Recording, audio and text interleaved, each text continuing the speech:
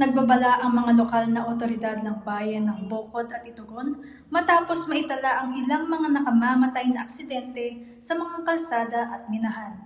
Base sa mga ulat mula 2024 hanggang buwan ng Enero ng taong 2026, nananatiling mapanganib ang lupain sa mga nasabing lugar.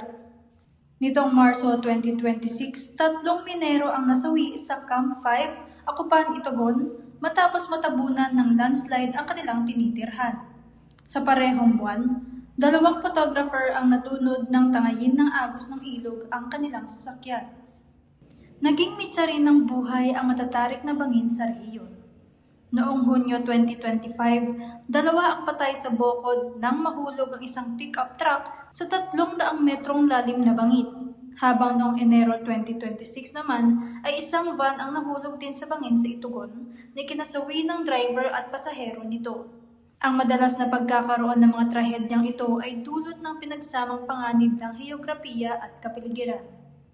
Ang matatarik na kalye sa parehong bayan ay nagiging dahilan ng madalas na pagkahulog ng mga sasakyan sa malalalim na bangin, lalo na sa mga makikitid na daan at biglaang kurbada.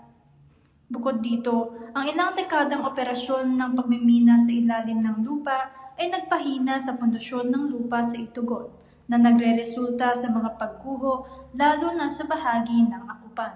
Pinapalala pa ang mga panganib na ito ng masamang panahon, kung saan ang malakas na ulan ay nagdudulot ng flash floods at landslides na nagpapasara sa mga pangunahing daanan.